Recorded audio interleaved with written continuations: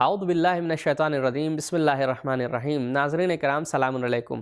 آپ تمام عاشقان قرآن کو ایک مرتبہ پھر سے تفسیر کے اس پروگرام میں خوش آمدید عرض کرتے ہیں۔ امید کرتے ہیں کہ یہ پروگرام آپ کے لیے مفید ثابت ہو رہا ہوگا۔ ابھی تک ہم نے سورہ ہجر کی 38 آیتوں کی تفسیر کو جان لیا ہے، اور آج کے اس ایپیسوڈ میں مزید 6 آیتوں کی تفسیر کو جاننے کی کوشش کریں گے، جس میں ہم یہ جانیں گے کہ شیطان انسان کو کیسے گمراہ کرتا ہے۔ تو آئیے چلتے ہیں آیت کی تفسیر کو جاننے کے لیے اس کی تلاوت اور ترجمے کو سنتے ہیں۔ كتاب أنزلناه إليك مبارك ليدبروا بسم الله الرحمن الرحيم قال رب بما أغويتني لأزينن لهم في الأرض ولأغوينهم أجمعين إلا عبادك منهم المخلصين۔ ابلیس نے کہا، میرے رب، چونکہ تو نے مجھے بہکایا ہے، لہٰذا میں بھی زمین میں ان کے لیے باطل کو ضرور آراستہ کر کے دکھاؤں گا اور سب کو ضرور بالضرور بہکاؤں گا، ان میں سے سوائے تیرے مخلص بندوں کے۔ ترجمے کے بعد اب آئیے چلتے ہیں آیہ کریمہ کے نکات کے اوپر توجہ کرتے ہیں۔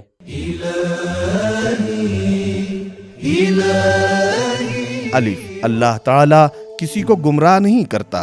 جی ہاں، اگر کوئی خود گمراہی کو اختیار کرے تو اللہ تعالیٰ اسے اس کے حال پر چھوڑ دیتا ہے، اور اس کا اسی طرح چھوڑے جانا ایک بہت بڑی سزا ہے۔ چونکہ ابلیس نے تکبر کیا تھا اور اپنے ضد اور ہٹ دھرمی کا مظاہرہ کیا تھا، اس کی ابلیسیت کو دیکھ کر اللہ تعالیٰ نے اسے اس کے حال پر چھوڑ دیا۔ اغویتنی سے بھی یہی مراد ہے کہ اس نے کہا، اب تم نے مجھے اپنے حال پر چھوڑ دیا ہے اور اپنے لطف و کرم کے مرکز سے دور کر دیا ہے، اب مجھ سے جو بن پڑے گا میں کروں گا۔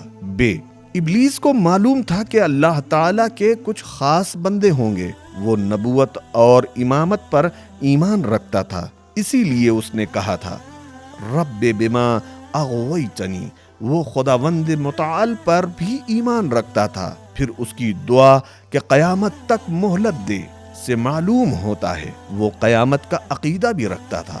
اس بنا پر اس کے تمام اصول و عقائد درست تھے، لیکن اس کا جرم اس کا تکبر تھا اور اطاعت کرنے اور سر تسلیم خم کرنے کی صفات نہیں تھی۔ اس کا حاصل یہ ہے کہ فقط علم و ایمان ہی کافی نہیں، بلکہ عمل اور اطاعت اور عبادت بھی ضروری ہے۔ آیہ کریمہ میں موجود دو نکات کی وضاحت کے بعد آئیے چلتے ہیں آیہ کریمہ کے پیغام پر ایک روشنی ڈالتے ہیں۔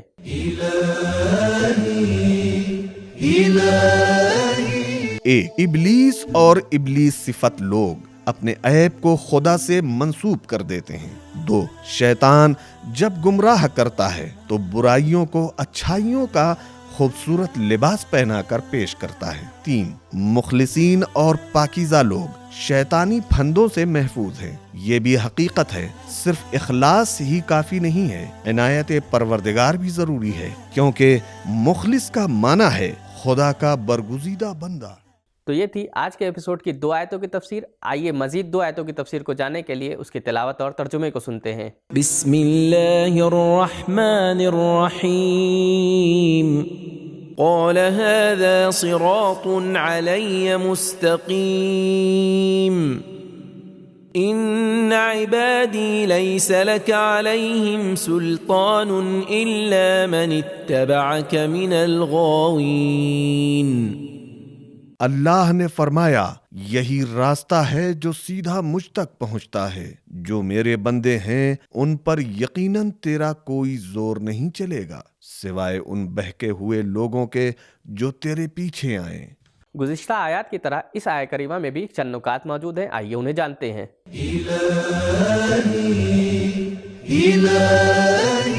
الف، اس سے پہلے والی آیت میں ابلیس نے کہا تھا، میں سوائے مخلصین کے سب لوگوں کو گمراہ کروں گا، تو اللہ تعالیٰ نے اس آیت میں فرمایا ہے، یہ جو تو میرے مخلص بندوں کو گمراہ نہیں کر سکے گا، اس میں تیرا کوئی دخل نہیں ہوگا، یہ تو میرا اپنا طریقہ ہے، میں خود ان کی حفاظت کروں گا، تو اپنی کارروائی پوری کرے گا اور کوئی کسر نہیں چھوڑے گا۔ اصل حقیقت یہ ہے کہ تیرا ان پر بس نہیں چلے گا۔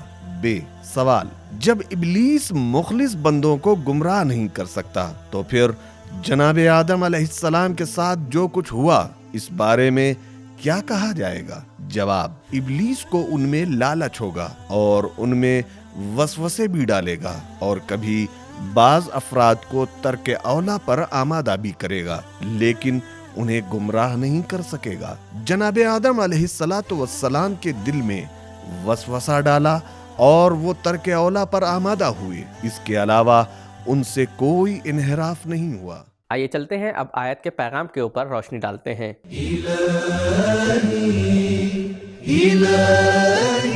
ایک وہ لوگ جو بندگان خدا ہیں اور جنہوں نے اپنے آپ کو خدا کے حوالے کر دیا ہے، ان پر شیطان کا بس نہیں چل سکتا۔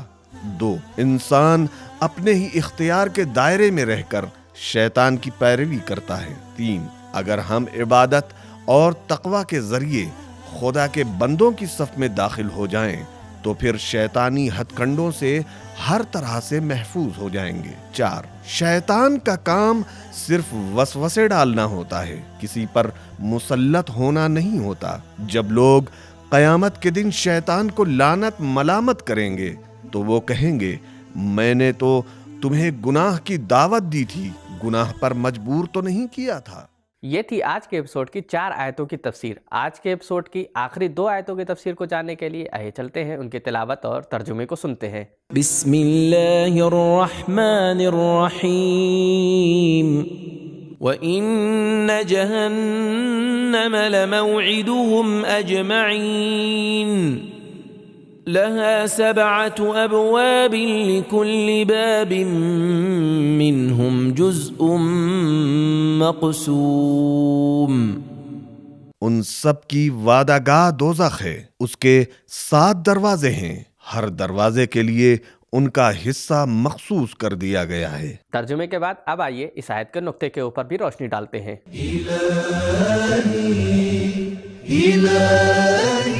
اس آیت میں دوزخ کے 7 دروازوں کا ذکر آیا ہے۔ اس سے یہ اشارہ ہے کہ ان کی تعداد بہت زیادہ ہے، کیونکہ انسان کے جہنمی بننے کے اسباب بہت زیادہ ہیں۔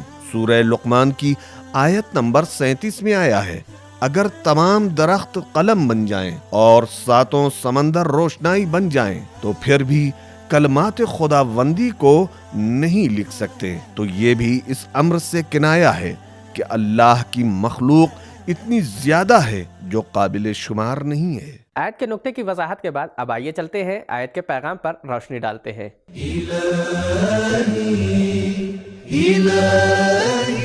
ایک، بہشت اور دوزخ کے کئی دروازے ہیں۔ نہج البلاغہ میں آیا ہے کہ مجاہدین کے لیے جنت میں ایک خاص دروازہ ہے۔ 2، بہشت کی طرح دوزخ کے بھی کئی طبقات ہیں، ہر شخص اپنے جرم کے مطابق سزا پائے گا۔ یہ تھی آج کے ایپیسوڈ کی تفسیر۔ اگلے ایپیسوڈ میں آپ سے پھر ملاقات ہوگی، تب تک کے لیے شکریہ، خدا حافظ۔